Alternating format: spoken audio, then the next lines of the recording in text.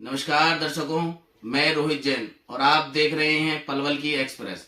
जैसा कि हमारे सभी दर्शक परिचित हैं कि 22 तारीख को रामलला अपने महल में दोबारा विराजमान होने जा रहे हैं। जितनी खुशी इसके देशवासियों को है, उतनी ही खुशी का गर्व पल उन कार सेवकों के लिए जिन्होंने इस आंदोलन में अपनी भूमिका निभाई। ऐसी एक महिला कार सेवक विमलेश जी माता जी हमारे बीच में है। उनसे जानेंगे क्या वहां रहा, कैसे वो गई, क्या भावनाएं थी, क्या उनको आदेश हुआ कि वो अपनी जान की परवाह ना करके वहां गई।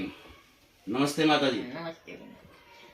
कब आप अयोध्या गए, वहां बाबरी मस्जिद ध्वस्त हुई, कब की बात है, क्या उम्र रही आपकी? वो करीब 40-42 साल की उम्र थी उस समय।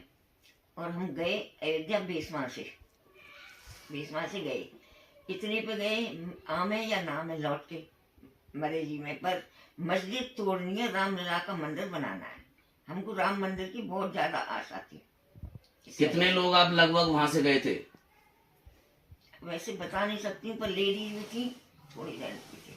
तो डायरेक्ट आप वहां पहुंच गए थे या रास्ते में परेशानी हुई बहुत? हाँ, रास्ते में बहुत परेशानी हुई थी। इधर से कोई सवारी नहीं मिली, ट्रक में गए, फिर वहां से अलीगढ़ से ट्रेन में गए। ट्रेन में भी बहुत उपद्रव हुआ था, पर लेकिन हम चुप रहे लड़ाई पे। ऐसे किस तरह का उपद्रव आपके साथ हुआ वहाँ? ये मुसलमान जो है कहा है, चप्पल जूता से चढ़ रहे ट्रेन में, कभी सिर पर रखे, कभी वापस सीट पर रखे, और उनके हाथों में औजार थे मारने क्या वाले। आपको डराने धमकाने का हाँ, प्रयास था वो? डराने धमकाने का प्रयास था, मारने का भी था इनको। और ऐसी रेल की मतलब वो जंजीर खींच करके चढ़ जाते, जबरदस्ती करते, ऐसे चढ़ते वहां पे।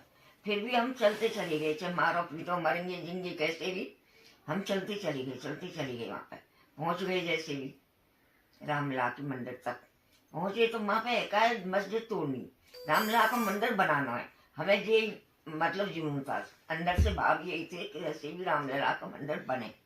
और यहाँ हम आए, वहां पर बैलगम पड़ा था, उसे साफ कर आके वहां से। कितने दिन आप वहां रहे थे?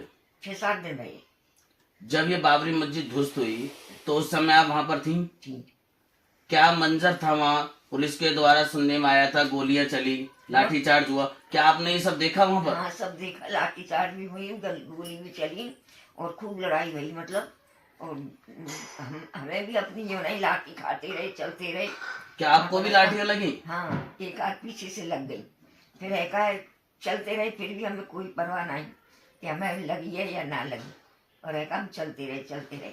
फिर वहां पे एक हमारी जगह ही थोड़ी रामलला की, उसमें वो रखी जा रही ईंट, मतलब नींव बनने की, उसमें हम भी शामिल थे उस समय।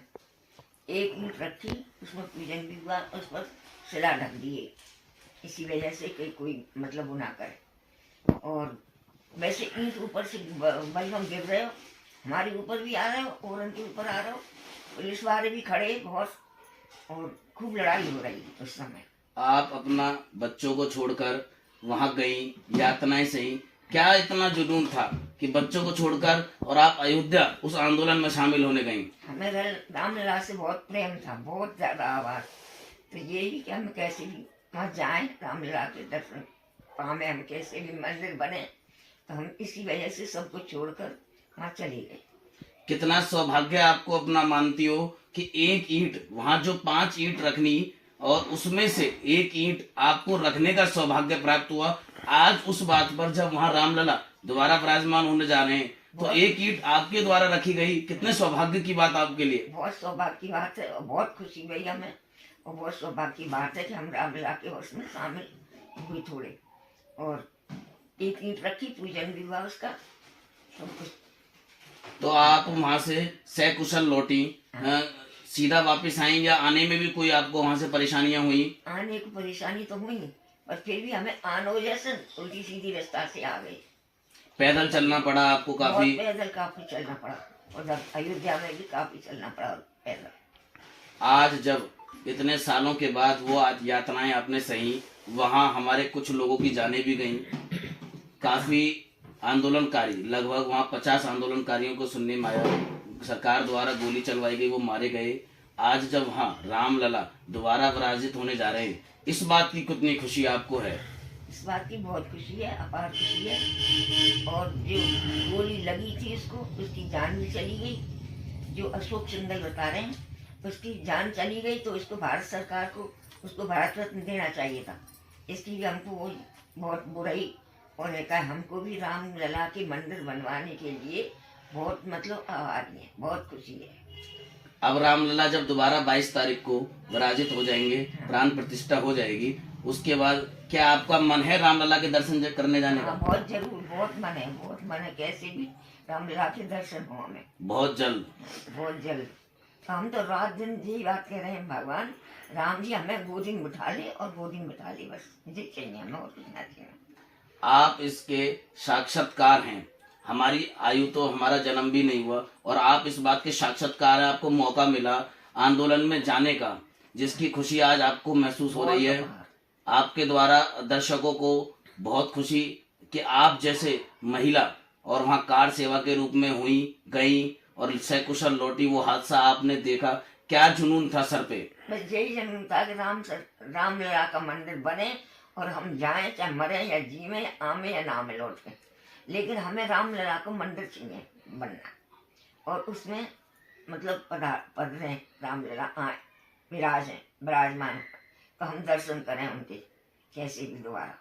ये थी हमारी इतनी आयु, जब घर से आज के समय में किसी को मंजूरी नहीं मिलती ऐसे आंदोलनकारियों में जाने के लिए, अलग अलग तरह का लोगों को समझा जाता है, गुंडा भी कहा जाता है, लेकिन आप उस समय जब महत्व कम था, आप वहाँ आंदोलन में शामिल होने गए, घर से किस तरह की मंजूरी आपने ली? घर से मंजूरी ली कि ये इसकी बाबू राजी है, वो इतनी मना नहीं करती कहीं जाने की उस समय पर, लेकिन ऐसा है कि थोड़ी मेरी भी जिद्दी थी कि मुझे जाना है, इस वजह से चली गई। और तो कोई मजबूरी है नहीं, बच्चा तो अपनी सब सामर्थ्य, जैसे भी छोटे बड़े जैसे भी रहते अपने घर में, लेकिन इनकी इतनी कोई मना नहीं कि नहीं जाओ, तो हम चले गए। जब कुछ अपनी गलत की हमने, तो हम जाएंगे। देखिए, हम अपने चैनल के माध्यम से उम्मीद करते हैं आप बहुत जल्द अयोध्या राम मंदिर के दर्शन करने के लिए, रामलला के दर्शन करने के लिए जरूर जाएं। अब जब घर घर अक्षत चावल निमंत्रण पत्र भेजे जा रहे हैं, तो क्या आपको अक्षत चावल का निमंत्रण पत्र स्वीकार घर पे आया है? आया है चावल का मन। तो किस तरह अपने घर में इस त्योहार को मनाने जा रहे हैं? देखो, दीपावली की तरह मनाएंगे, जैसा भी बन जाएगा, और खूब खुशी से मनाएंगे उस दिन 22 तारीख को। घर पे दिए जलाकर? हाँ, दिए जला के खूब। आज मैंने बत्ती बनाई है, दिए जलाए। ऐसी ही महिला कार सेवक, ये पूरे देश के लिए, हिंदुत्व के लिए, सनातन धर्म को मानने वालों के लिए गर्व की बात। उन्हीं के बेटे हमारे बीच में भी हैं, उनसे जानेंगे। श्याम बंसल जी, किताब रखी है कितनी सारी।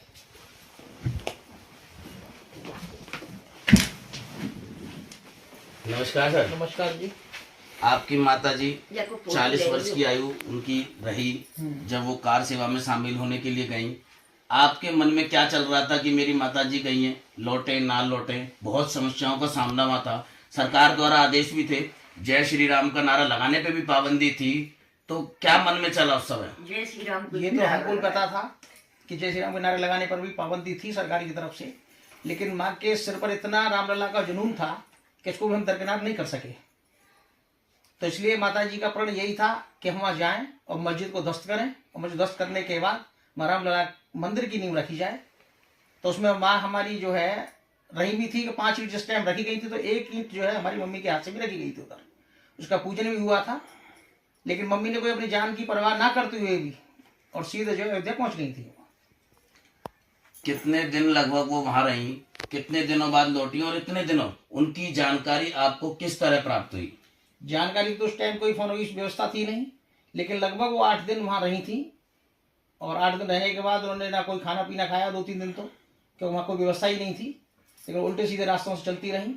बाकी उनके जो जुनून था, केवल एक रामलला का जुनून था, तो भूख प्यास तो उनको लगी नहीं रही थी वैसे भी, क्योंकि दिमाग में एक ही बात थी कि रामलला का मंदिर बनना चाहिए। और वो आज प्रण लगभग पूरा हो चुका है कि माननीय नरेंद्र मोदी जी प्रधानमंत्री हमारे, क्या उनके द्वारा जो है ये प्राण प्रतिष्ठा होने जा रही है। तो इससे उनके लिए और गर्व की बात है, मम्मी के लिए, कि भाई आज हमारे सामने ये रामलला की प्राण प्रतिष्ठा हो जाएगी, तो शायद दर्शन हमें मिल जाएंगे। और अभी भी जुनून यही है कि मैं दर्शन करने वहाँ जाऊँ, इतनी एज के ऊपर भी। 8 दिन लगभग वहाँ माता जी रहीं, आपको कोई जानकारी नहीं, घर पे क्या माहौल था आपके कि माता जी हमारी हैं या नहीं है, लौटेंगी नहीं लौटेंगी, इस तरह के ख्याल बार बार मन में आते हैं लोगों के। तो आपके घर के क्या हालात उस वक्त, घर पे क्या मंजर था?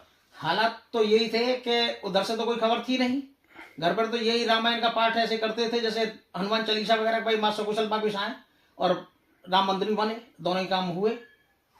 माता जी जब घर लौटी तो उन्होंने अपने ऊपर बीती हुई सारी कहानी आपको बताई, क्या मंजर रहा, क्या वाक्य उन्होंने आके आपको सुनाया? मम्मी ने आप भी की सारी बातें बताई थी कि इधर से ना तो कोई जाने का रास्ता था, ना कोई ट्रेनें थी, लेकिन वो जो है जैसे भी गई थी ट्रेनों में उनके साथ बदसलूकी भी की गई थी क्योंकि मुसलमान भी थे उस ट्रेन में। लेकिन वहां पहुंचने के बाद उन्होंने जो मंजर देखा मस्जिद का, बाबरी मस्जिद ध्वस्त हो रही थी तो उसका मलबा भी इनके ऊपर गिरा था, पुलिस ने इनके ऊपर लाइट डंडे भी बरसाए थे, लेकिन उसकी भी उन्होंने परवाह नहीं की और उसको जो है खदेड़ते हुए भी, यानी पब्लिक में से भी चीरते हुए, पब्लिक को चीरते हुए मंदिर तक पहुंच गई।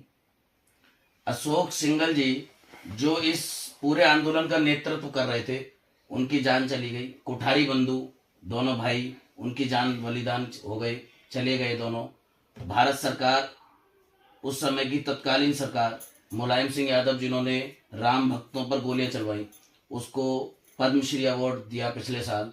और कोठारी बंधु और अशोक सिंघल जी, वो अभी तक देश में परिचित नहीं, शायद गायब कर दिए सरकार ने, उसके लिए क्या कहना चाहोगे? देखो, हमारे जो अंतर्राष्ट्रीय विश्व हिंदू परिषद के नेता थे अशोक सिंघल, वो तो मैं यही कहूँगा उन्होंने अपना बलिदान दिया राम मंदिर के लिए, तो उनको भारत रत्न देना चाहिए। सरकार से हमारी यही मांग है कि उनको अशोक सिंघल जी को भारत रत्न मिलना चाहिए। अब जब रामलला द्वारा विराजमान होने जा रहे हैं, घर पे किस तरह का आपके माहौल है? 22 तारीख को घर में किस किस तरह की तैयारियां आपके घर पर चल रही हैं?